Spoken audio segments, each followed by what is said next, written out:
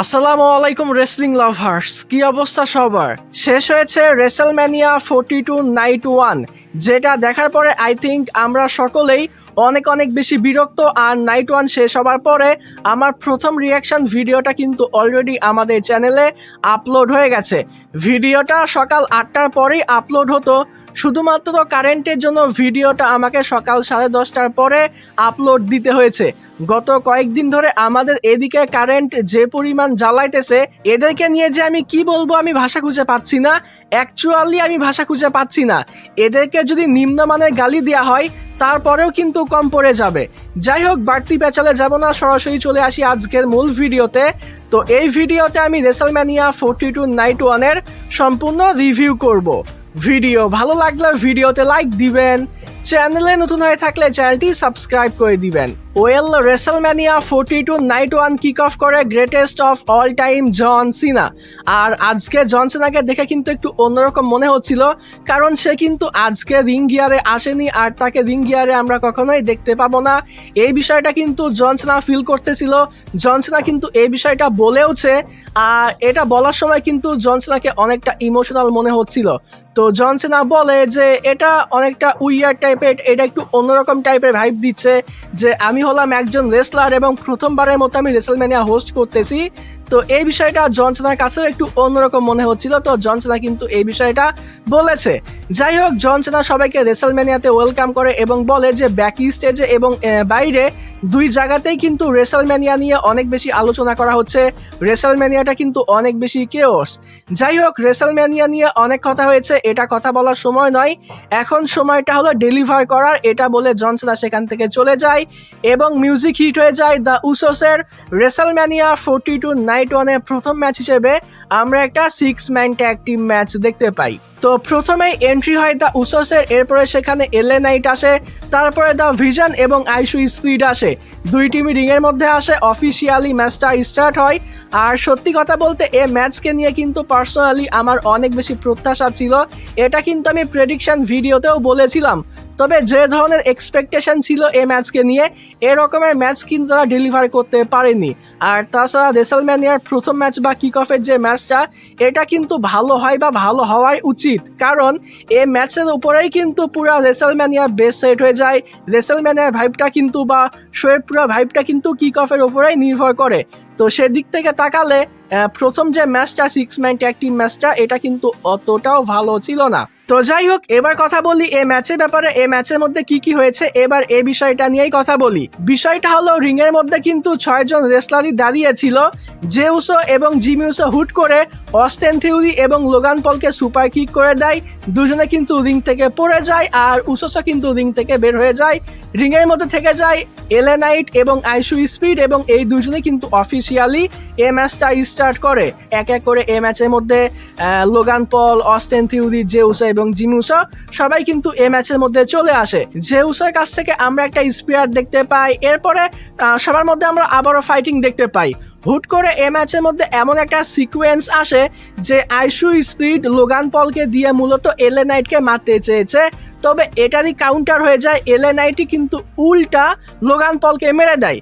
এরপরে আবার পরবর্তী সিকোয়েন্সটা এরকম হয়, এবার এলএ নাইট আইশু স্পিডকে দিয়ে অস্টেন থিওরিকে মারতে যায়, তবে আইশু স্পিড সরে যায় বা আইশু স্পিড গিয়ে হিট করে অস্টেন থিওরিকে। মানে বিষয়টা এরকম হয়েছে যে স্পিড মূলত এলএ নাইটকে দিয়ে লোগান পল এবং অস্টেন থিওরিকে মারতে চেয়েছে, তবে এটাই উল্টা হয়ে গেছে। উল্টা সে কিন্তু লোগান পল এবং অস্টেন থিওরিকে মেরে দিয়েছে, যার কারণে পুরো মোমেন্টাম পেয়ে যায় এলএ নাইট। এলএ নাইট একটা বিএফটি লাগিয়ে দেয় অস্টেন থিওরিকে, পিন করে 1, 2, 3 এবং তারা এই ম্যাচটা জিতে যায়। তো ম্যাচটা শেষ হয়ে যাওয়ার পরে লোগান পল কিন্তু রেগে যায়, অস্টেন থিওরি রেগে যায়।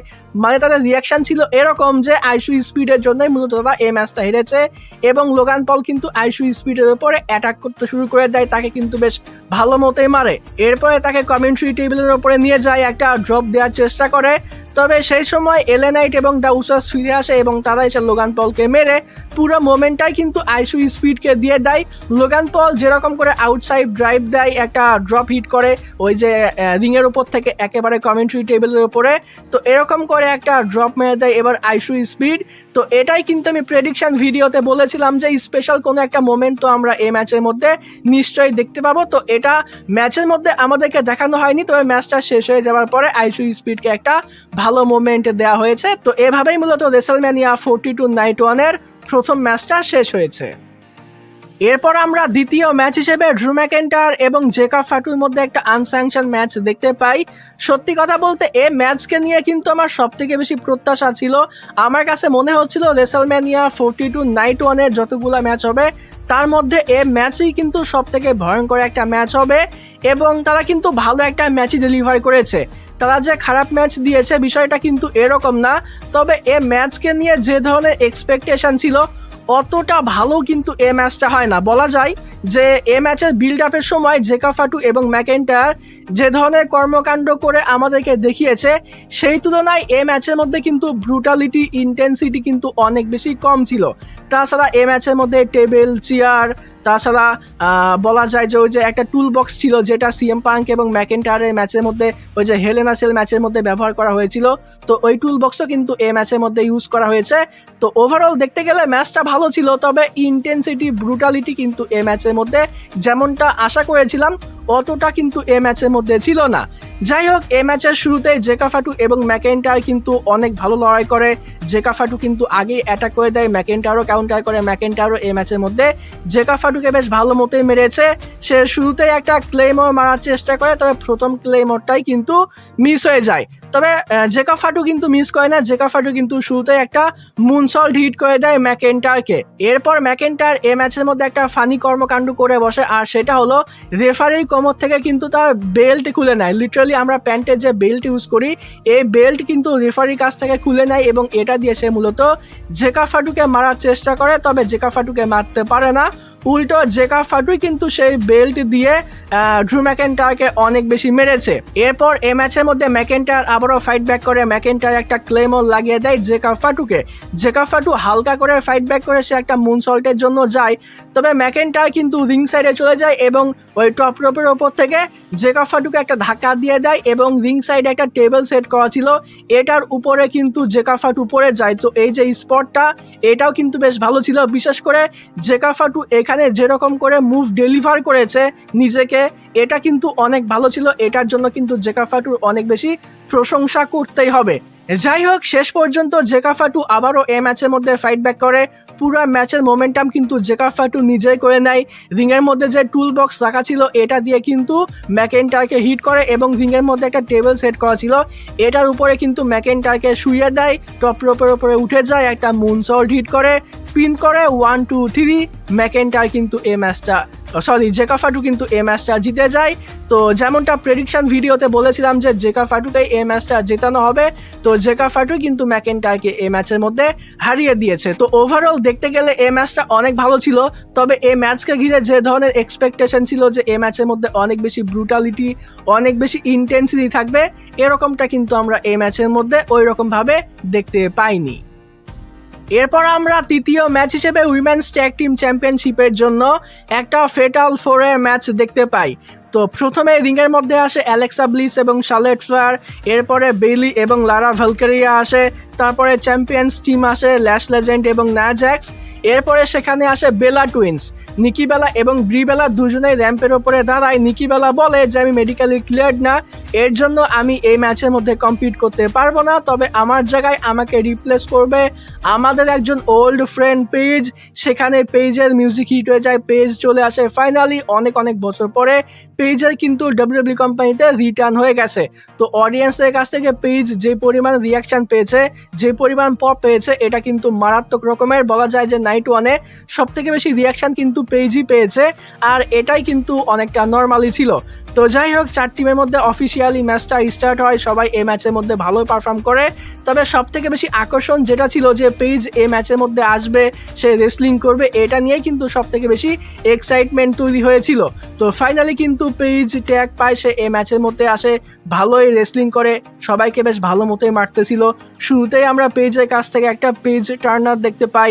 নিয়া জ্যাক্স এই ম্যাচের মধ্যে সামন ড্রপ হিট করে, ল্যাশ লেজেন্ড এই ম্যাচের মধ্যে ল্যাশ এক্সটেনশন হিট করে, এরপর শার্লেট ফ্লেয়ার এবং পেজের মধ্যে একটা ফেস টু ফেস ব্যাটল আমাদেরকে দেখানো হয়, দুজনেই এই রিংয়ের মধ্যে ফেস টু ফেস হয়। তো পুরনো একটা মোমেন্ট কিন্তু ক্রিয়েট করার চেষ্টা করেছে কোম্পানি, তো এটাও কিন্তু বেশ ভালো ছিল। তো শার্লেট ফ্লেয়ার এবং পেজের মধ্যে লড়াই হয়, শার্লেট ফ্লেয়ার একটু আপার হ্যান্ড পেয়ে যায়, সে একটা ন্যাচারাল সিলেকশন লাগিয়ে দেয় পেজকে।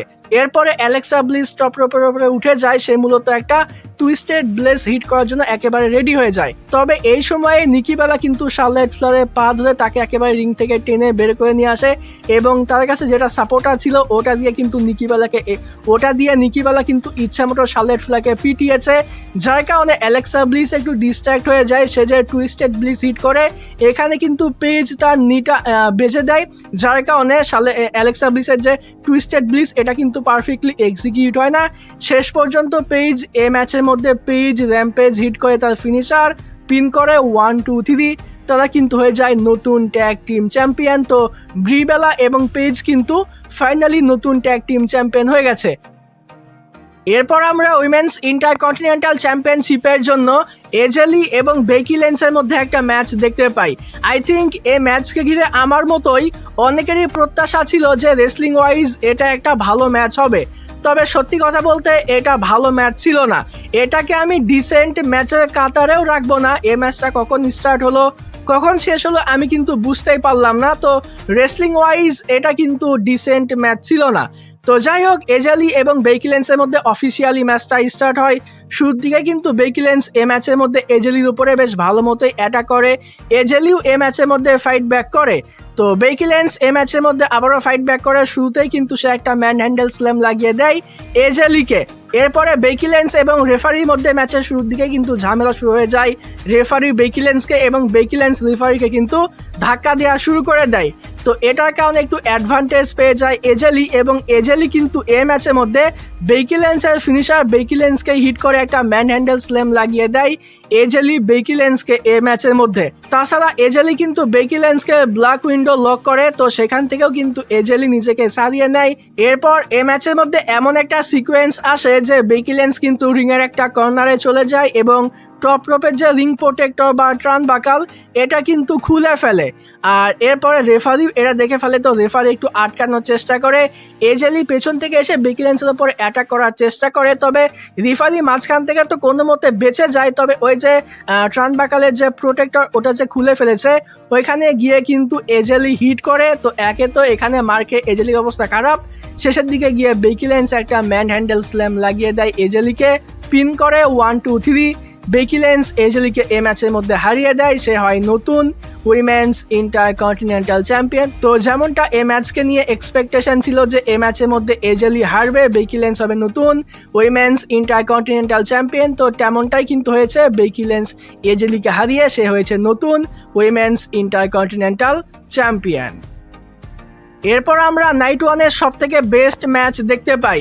এক্সপেকটেশন ছিল যে সেথ রলিন্স এবং গান্থারের মধ্যে যে ম্যাচ হবে এটা অনেক ভালো ম্যাচ হবে, এবং অ্যাকচুয়ালি এটা কিন্তু অনেক ভালো ম্যাচ হয়েছে। রেসলম্যানিয়া 42 নাইট ওয়ানের সব থেকে বেস্ট ম্যাচ কিন্তু এটাই ছিল, এবং এই ম্যাচকে ঘিরে যেমনটা এক্সপেকটেশন ছিল সব কিছুই কিন্তু এই ম্যাচের মধ্যে ভরে ভরে ছিল। তো যাই হোক, দুজনেই রিংয়ের মধ্যে আছে, তবে এই ম্যাচটা অফিসিয়ালি স্টার্ট হবার আগেই আমরা কিন্তু ছোটোখাটো একটা ম্যাচ দেখতে পাই, মানে এজেলি এবং বেকি লিঞ্চের মতো করে ছোটোখাটো একটা ম্যাচ কিন্তু এই ম্যাচটা অফিসিয়ালি স্টার্ট হবার আগেই আমরা দেখতে পাই। ম্যাচটা অফিসিয়ালি স্টার্ট হবার আগেই সেথ রলিন্স এবং গান্থারের মধ্যে রিংয়ের মধ্যে এবং রিং সাইডে আমরা ফাইটিং দেখতে পাই। তো ফাইটিং শেষ হয়ে গেলে অফিসিয়ালি ম্যাচটা স্টার্ট হয়। ম্যাচের শুরুটা হয় জার্মান সুপ্লেক্স, ক্লোজ লাইন এবং বাকল বাম দিয়ে। তো গান্থার সেথ রলিন্সকে, সেথ রলিন্স গান্থারকে ব্যাক টু ব্যাক বেশ ভালোই ফাইটিং কিন্তু আমরা সেথ রলিন্স এবং গান্থারের মধ্যে দেখতে পেয়েছি। তো গান্থার এই ম্যাচের মধ্যে একটু আপার হ্যান্ড পেয়ে যায়, তার কাছ থেকে আমরা শুরুতেই এই ম্যাচের মধ্যে একটা পাওয়ার বম্ব দেখতে পাই। সেথ রলিন্স এই ম্যাচের মধ্যে ফাইট ব্যাক করে। সেথ রলিন্স অনেকবার চেষ্টা করেছে পেডিগ্রি লাগানোর জন্য গান্থারকে, তবে সে কিন্তু বারে বারে ফেল হচ্ছিল। তবে শেষ পর্যন্ত সে কিন্তু একটা পেডিগ্রি লাগিয়েই দিয়েছে, এবং এরপরে সে কিন্তু একটা স্টম্প করে। তো অনেকেই ভেবেছিল যে এখানেই হয়তোবা ম্যাচটা শেষ হয়ে যাবে, তবে না, গান্থার কিক আউট করে ম্যাচটা সেখানে শেষ হয় না। এরপর গান্থার সেথ রলিন্সকে স্লিপার হোল্ডে নেয়, সেথ রলিন্স কোনো মতে নিজেকে সেখান থেকে ছাড়িয়ে নেয়। এরপরে আমরা সেথ রলিন্সের কাছ থেকে এই ম্যাচের মধ্যে সুপার ফ্লেক্স দেখতে পাই, ব্রোকেন অ্যারো দেখতে পাই। সেথ রলিন্সও গান্থারের মতো করে গান্থারকে এই ম্যাচের মধ্যে স্লিপার হোল্ডে নেয়, তবে গান্থারও নিজেকে সেখান থেকে ছাড়িয়ে নেয়।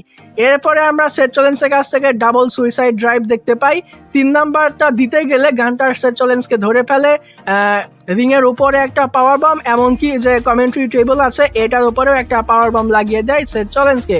তবে এখান থেকেও কিন্তু সেথ রলিন্স শকিংলি কাউন্টার করে, এখান থেকেও কিন্তু সেথ রলিন্স ফাইট ব্যাক করে। সেথ রলিন্সের কাছ থেকে আমরা এরপরে ওই যে কমেন্ট্রি টেবিল আছে ওটার উপরেই আমরা একটা পেডিগ্রি দেখতে পাই, এমনকি একটা স্টম্পও কিন্তু সেথ রলিন্স গান্থারকে লাগিয়ে দেয় একেবারে টেবিলের ওপরে। তবে এরপরেও কিন্তু এই ম্যাচটা শেষ হয় না, মানে পিন করার সুযোগই পায় না। সেথ রলিন্স একটু সামনের দিকে আসতেছিল, শকিংলি সেখানে চলে আসে ব্রন বেকার এসে ধামাকে একটা স্পিয়ার লাগিয়ে দেয় সেথ রলিন্সকে। গান্থার রিংয়ের মধ্যে নিয়ে যায়, সেথ রলিন্সকে স্লিপার হোল্ডে নেয়।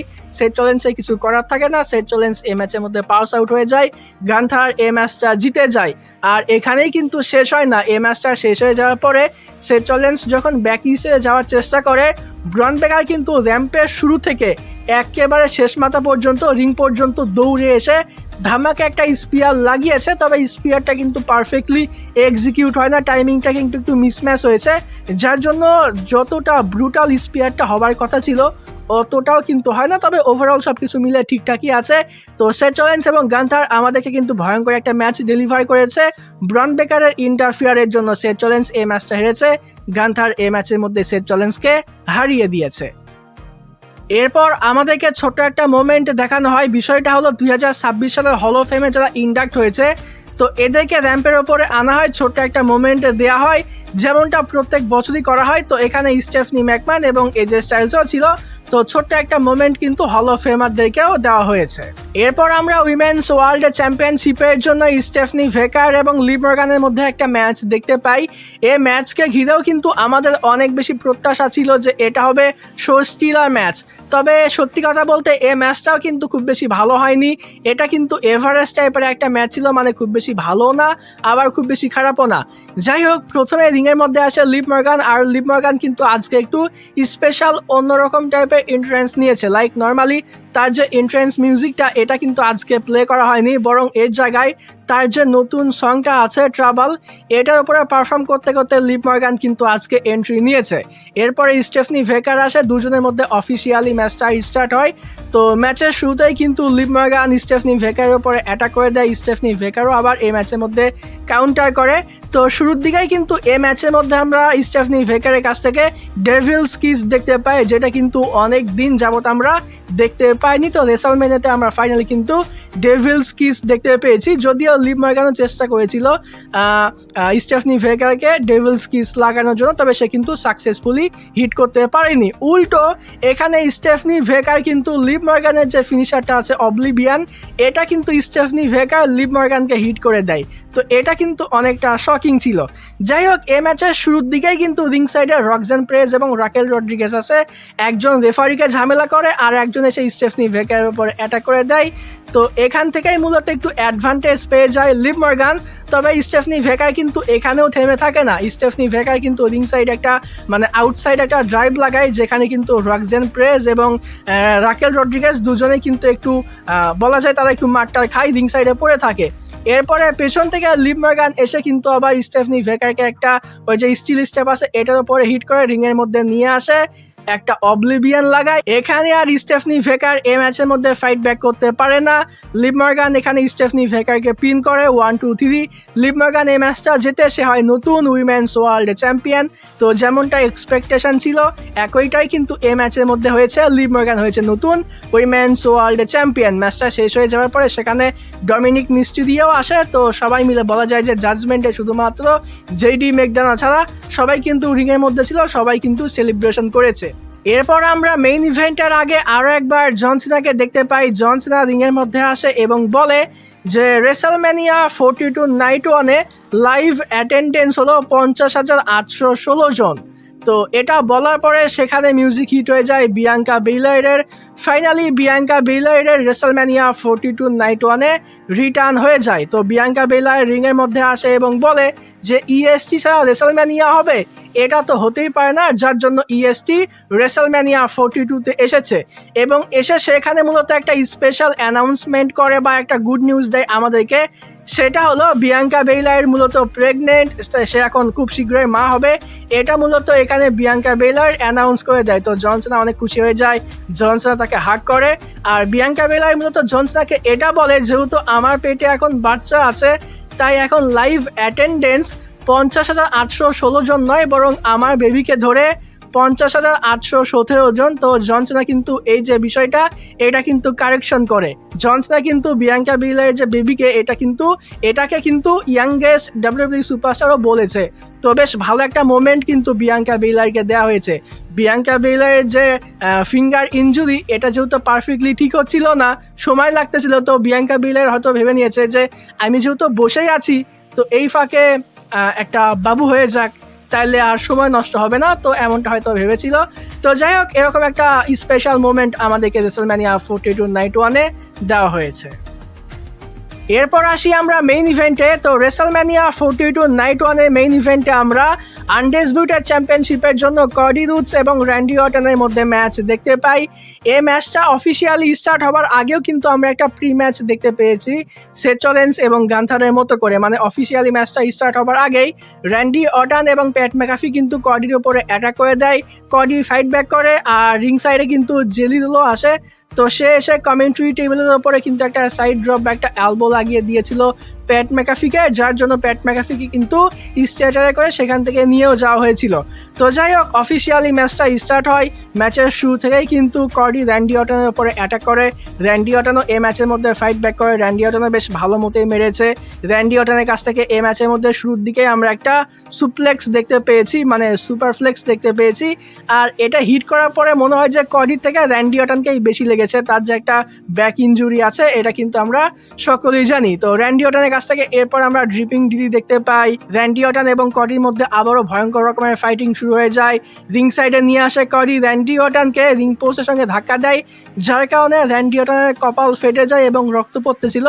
যদিও এটা বোঝা যাচ্ছিল যে র্যান্ডি অর্টন হয়তো ব্লেড ইউজ করেছে, কারণ একটু সময় দেওয়া হয়েছিল র্যান্ডি অর্টনকে। র্যান্ডি অর্টনের যে মাথাটা আছে এটা কিন্তু রিংয়ের নিচেও নিয়ে গিয়েছিল র্যান্ডি অর্টন। তো ওখানে নিশ্চয়ই কোনো একটা কারসাজি করা হয়েছে। তো যাই হোক, এরপরে কডি আবার এই ম্যাচের মধ্যে র্যান্ডি অর্টনকে ড্রিপিং ডিডি হিট করে র্যান্ডি অর্টনের মতো করে। র্যান্ডি অর্টন এই ম্যাচের মধ্যে কডিকে ক্রস রুটস হিট করে।